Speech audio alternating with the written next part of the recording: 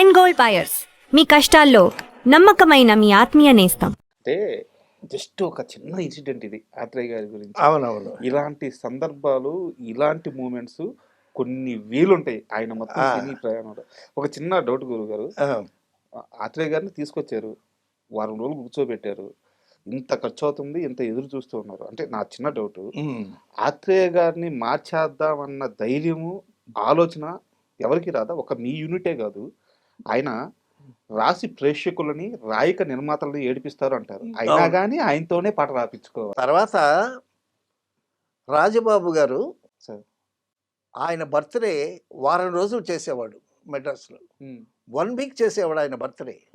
ఒక్కొక్క రోజు ఒక కవికి, ఒక సంగీత మ్యూజిక్ డైరెక్టర్కి, ఒకరోజు ఆర్టిస్ట్కి అలాగే సన్మానాలు చేసేవాడు.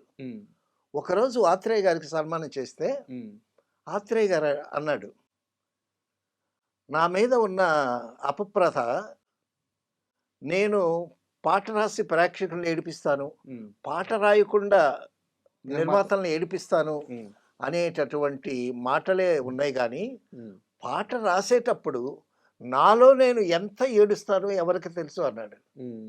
అనేసరికి ఓ క్లాప్స్ ఆత్రేయ గారు. తర్వాత అండి రామానాయుడు గారి సినిమా అగ్నిపూర్ పనిచేశాను నేను. పనిచేసేటప్పుడు నాయుడు గారు ఒక 5,000 కట్టించాడు. నువ్వు వెళ్ళి ఆత్రేయ గారి దగ్గర కూర్చొని పాట రాయించుకున్న తర్వాత ఈ కట్టిచ్చేస్తారా, అంతకుముందు ఇవ్వబాకు, ఇస్తే పాట రాయడం అని అన్నాడు నాయుడు గారు. సరే ఆ కట్టేమో జేబులో పెట్టుకున్నా. జేబులో పెట్టుకొని ప్యాడు పేపర్లు తీసుకొని ఆత్రేయ గారి ఇంటికి వెళ్ళాం. వెళ్ళగానే గురుగారు నమస్కారం అని అన్నా. తెచ్చావా అన్నాడు ఆయన. ఏంటండి అన్న. 5,000 అడిగాను రా నాయుడిని, తేలేదా అని అన్నాడు. లేదు తేలేదు గురువు గారు, మీరు పాట రాసివ్వండి, 5,000 ఎంతసేపు గబుక్కుని వెళ్ళి ఇచ్చేస్తానండి అన్న. అని అంటే ఆయన ఏమన్నాడు తెలుసా, ఒరే తెచ్చావులేరా ఈరా అన్నాడు. అనేసరికి పక్కన నవ్వు వచ్చింది నాకు. ఆయన ముందా? ఆయన మనసులో ఏముందో కూడా ఏముందో లాగేస్తాడు. బాగా చెప్పారు. మనసులో లాగేస్తాడు. తర్వాత అదొక సాహిత్య భాండాగారం. ఆయన ముందు మనం ఎక్కడ. సరే 5,000 ఇచ్చానండి. ఈ 5,000 ఇస్తే కారు ఎక్కాను అన్నాడు. సో 5,000 అక్కడ ఇచ్చేసాడు ఆయన. ఇచ్చేసి అరే సిగరెట్ కొట్ట దగ్గర మలుపు దగ్గర అక్కడ ఒక సిగరెట్ ప్యాకెట్ అగ్గిపెట్టి తీసుకున్నాడు. ఆయన గురించి డివి నరసరాజు గారు ఒక మాట అన్నారు. ఏమనంటే, నాకు బ్యాంకు బ్యాలెన్స్ లేకపోతే నిద్ర పట్టదు. డివి నరసరాజు గారు అన్నమాట. నాకు బ్యాంకు బ్యాలెన్స్ లేకపోతే నిద్ర పట్టదు. ఆత్రేయ దగ్గర డబ్బులు బ్యాలెన్స్ ఉంటే ఆయనకి నిద్ర పట్టదు. అయిపోయేదాకా డబ్బుని ఖాతరు చేయడండి ఆయన. సో ఆయనతో ఎన్ని అనుభవాలు, ఎన్ని చమక్కులు, ఎన్ని పాటలు. అసలు ప్రేమనగర్ ఇంకెవరన్నా రాయగలండి అలాగా? ప్రేమనగర్ విశ్వరూపం. ఆత్రేయ గారి విశ్వరూపం అంటే ప్రేమనగరే.